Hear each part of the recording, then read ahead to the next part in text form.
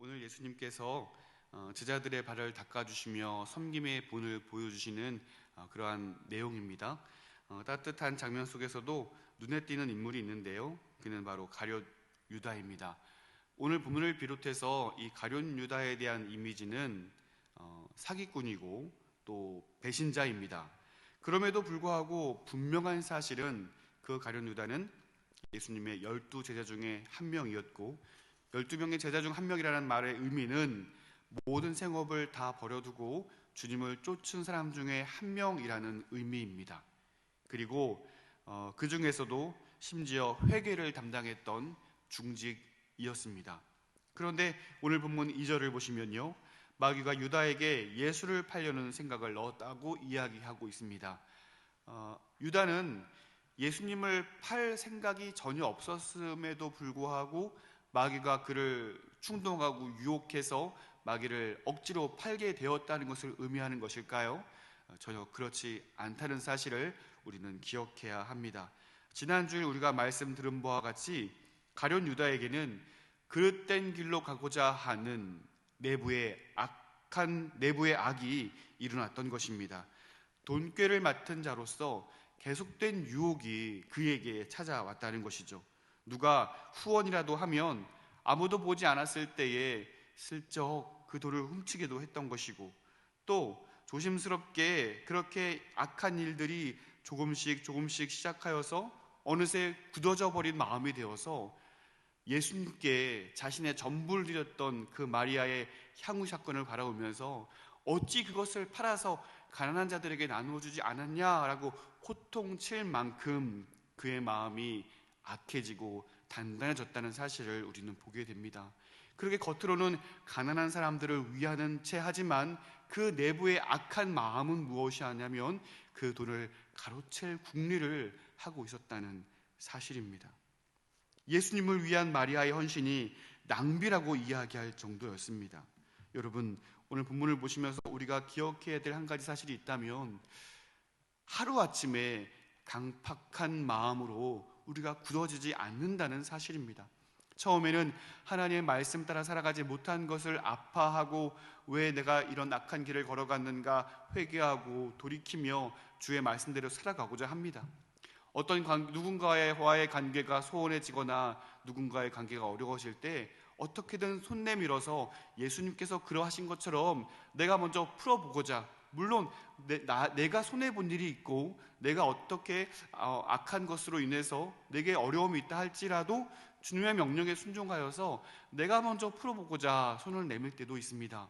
그런데 그러한 일이 계속해서 벌어지고 또 그런 악한 마음들이 내 안에서 끊어지지 아니하고 계속해서 조금씩 그 악한 일과 손 내밀어서 결탁하여 살아가고자 할 때에 어느 순간 우리에 있는 이 악한 내부의 본성은 단단한 우리의 악한 것이 되고, 또 그 악한 것들을 악한 자가, 마귀가 그렇게 악하게 사용하게 된다는 사실이죠. 분명히 기억해야 할 것은 가룟 유다, 그는 예수님의 제자였습니다. 하지만 그는 그의 중심에 주님보다 그 재물이 더욱 귀하게 여겨졌고 결국은 예수님을 파는 자로 전락하게 되었다는 사실입니다. 그러므로 오늘 우리는 이 말씀 가룟 유다를 바라보시면서 이것이 오늘 그냥 악한 자 가룟 유다의 이야기만이 아니라 오늘 나의 문제요, 나의 모습일 수도 있겠다 경계하여 오늘 계속해서 우리의 영적인 항상성을 이야기하고 있었는데요, 오직 말씀과 기도로 우리의 영적 항상성을 유지할 수 있는 저 여러분 될 수 있기를 간절히 소원합니다. 그래서 예수님께서는요, 가룟 유다뿐만 아니라 우리의 모든 연약함을 깨우쳐 주시듯이 우리에게 귀한 사랑의 본을 보여주십니다. 자, 우리 1절 말씀 보실까요? 유월절 전에 예수께서 자기가 세상을 떠나 아버지께로 돌아가실 때가 이런 줄 아시고 세상에 있는 자기 사람들을 사랑하시되 끝까지 사랑하시니라. 아멘. 오늘 이 말씀이 우리에게 참 은혜가 있는데요, 자기 사람들을 사랑하시되 어떻게 해요? 끝까지 사랑하신다라고 말씀하십니다. 포기하지 않으신다는 것입니다. 계속해서 돌이킬 기회를 주시고자 하신다는 것이죠. 우리 안에 악한 본성이 살아나서 계속해서 멈추지 않고 그 길로 걸어가고자 할 때에 주님은 우리를 내팽개치는 것이 아니라 우리를 돌이키고자 기회를 주시고 은혜를 주신다라는 말씀입니다. 어찌 보면 예수님께서는 그 가룟 유다에게도 끊임없이 돌이키고 회개할 기회를 주셨다는 사실을 우리는 본문을 통하여 깨닫게 되는 것입니다. 보세요. 예수님께서 제자들의 발을 닦아주실 때에 이 가룟 유다 이놈은 나를 팔자야 그러시면서 가룟 유다는 건너뛰고 다른 제자들의 발을 닦으셨을까요? 그렇지 않으셨어요. 가룟 유다도 정성스럽게 그의 발을 닦아 주셨다는 사실을 우리 본문을 통해 깨닫게 되는 것이죠. 그런데요, 오늘 이 유명한 이 세족식, 예수님께서 제자들의 발을 닦아주시는 이 장면, 우리에게는 이 세족식이 참 익숙해서 하시는가 보다 이렇게 여겨질 수도 있지만, 그 당시 제자들로서는 꽤 이 장면은 충격적인 장면이었을 거예요. 왜냐하면 우리가 잘 아는 대로 발을 닦아주는 일은 누가 하는 일이에요? 종들이 하는 일입니다. 당시 주인이 밖에 있다가 집에 돌아오면 그 발이 더럽혀졌기에 종이 해야 될 일은 허리에 수건을 두르고 그 주인의 발을 닦아주는 일이었습니다. 그런데 오늘 주와 선생이 되시는 예수님께서 제자들의 발을 닦아주시는 것이죠. 근데 이상한 점이 있습니다. 이미 이 순간에는 식사 이후의 시간이었음에도 불구하고 제자들과 더불어 예수님께서 그 누구도 발을 닦지 않고 있었다는 사실입니다. 어떤 일이 이 장면 속에 숨겨져 있는데요, 오늘 이 요한복음에는 다른 복음서에서는 기록되지 않은 이 세족식이 첨가되어 있는데 또 다른 중요한 내용들은 삭제되어 있는 것을 볼 수가 있어요. 대표적으로 누가복음 22장 24절 말씀 보시면 이렇게 기록되어 있습니다. 또 그들 사이에 그 중 누가 크냐 하는 다툼이 난지라. 예수님과 함께하는 그 마지막 만찬 자리에 다툼이 일어난 거예요. 제자들 중에 누가 더 큰 자냐 하면서 싸움이 일어난 것이죠. 그렇습니다. 요한은 서로 다투고 있는 제자들의 모습을 바라보면서 의도적으로 예수님의 이 세족식을 다루고 있는 것이죠. 누가 더 큰 자냐에 대한 질문에 답이라도 하시듯 예수님께서는 선한 섬김으로써 이 본을 보여주고 계시는 것입니다. 예수님의 모습을 보실까요? 요한은 예수님의 이 세족 장면을 세밀하게 마치 그림을 그리듯이 잘 표현해주고 있어요. 4절과 5절 말씀 보시겠습니다. 저녁 잡수시던 자리에서 일어나 겉옷을 벗고 수건을 가져다가 허리에 두르시고 이에 대야에 물을 떠서 제자들의 발을 씻으시고 그 두르신 수건으로 닦기를 시작하여. 여러분, 식사를 하시다가 제자들이 다투는 모습을 보시고서는 아마 그 자리에서 일어나셨던 것 같아요. 그리고 일어나셔서 겉옷을 벗으십니다. 그리고는 수건을 가져다가 허리에 두르셔요. 이것은 전형적인 종의 모습이거든요. 그리고 직접 대야에 물을 떠서 제자들의 발을 닦으시고 그 두르신 수건으로 그 발을 한 명씩 한 명씩 정성스럽게 닦아주시는 이 아름다운 장면이 그림을 그리듯 잘 묘사되어 있습니다. 한 명의 발을 닦고 누군가의 대표로 그렇게 하신 것이 아니라 12명 모조리 한 명 한 명 정성스럽게 그 발을 닦아주셨습니다. 그리고 나서 이렇게 말씀하시죠. 14절 말씀을 제가 읽어보겠습니다. 14절입니다.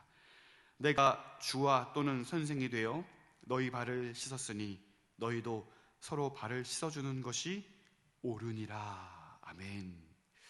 여기 14절 마지막에 옳으니라 라는 헬라어 원어를 보면 그 단어의 의미는 빚지다, 의무를 행하다 라는 의미가 있습니다. 그러니까 이 원어적 의미를 살려서 이 본문 14절 말씀을 직역을 하자면 이렇습니다. 너희 또한 서로 발을 씻기기를 계속할 의무가 있다라는 것입니다. 그러므로 서로를 위해 발을 씻기는 일, 누가 큰 자녀 서로 다툴 것이 아니라 서로를 위해서 발을 씻겨주는 이 일은, 이것은 해도 되고 안 해도 되는 선택사항이 아니라 예수님의 제자들로서 마땅히 서로에게 행해야 하는 의무다라는 사실입니다. 여러분, 빚을 진 사람이 그 빚을 갚지 않으면 어떻게 될까요? 그럴 수는 없는 일이죠. 빚을 반드시 갚아야 하는 것입니다. 우리에게는 섬김과 봉사를 통해서만 상환할 수 있는 부채가 우리 그리스도인들에게는 늘 있다라는 사실입니다. 주님께서 우리에게 이 섬김을 보여주신 것처럼 우리가 사랑의 빚진 자가 되어서 서로에게 섬김과 사랑을 실천하는 것으로 인해서 마땅히 행해야 할 일들을, 그것이 옳은 일이라고 말씀하시는 주님의 명령을 우리가 순종할 수 있게 된다라는 사실입니다. 여러분, 이러한 모습이 바로 교회의 모습 아닐까요? 마치 우리 한 몸에 있는 우리 모든 지체들이 서로를 위해 섬기고 봉사함으로써 하나의 몸이 온전하게 구실을 하고 행동하는 것처럼 우리의 몸된 교회, 예수님을 머리로 한 우리의 모든 지체 구성 요소들 한 명 한 명은 서로를 위해 섬기고 사랑하는 것으로 우리의 아름다운 교회의 모습으로 주님의 명령을 따라서 주님의 사명을 감당할 수 있는 교회로서 온전히 건강하게 설 수 있다는 사실입니다. 여러분, 누가 내 일도 아닌데 내 일처럼 간절하게 기도할 수 있나요? 누가 내 일도 아닌데 서로의 아픔을 바라보면서 함께 울어줄 수 있나요? 누가 내 일도 아닌데 기쁨으로 서로의 일을, 서로의 무게를 감당하면서 함께 사랑하고 나눌 수 있나요?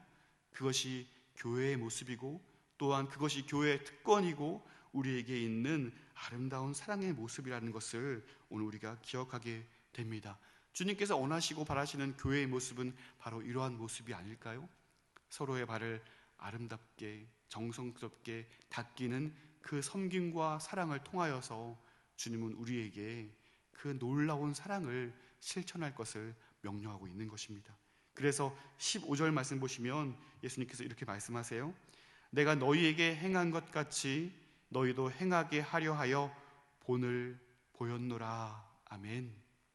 주님께서 본을 보여주십니다.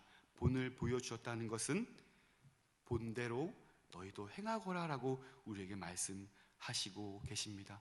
사랑하는 성도 여러분, 오늘 예수님께서 제자들의 발을 닦여주시는 이 아름다운 모습을 바라보면서 오늘도 우리가 주님께서 명령하시듯 이 아름다운 섬김을, 그 본을 우리도 실천할 수 있는 저와 여러분 될 수 있기를, 또 오늘 하루가 될 수 있기를 간절히 소원합니다. 또한 가룟 유다의 모습을 바라보면서 우리가 또 한 가지 교훈을 얻는 것은 하루아침에 예수님을 판 가룟 유다가 되는 것이 아니었다는 사실입니다.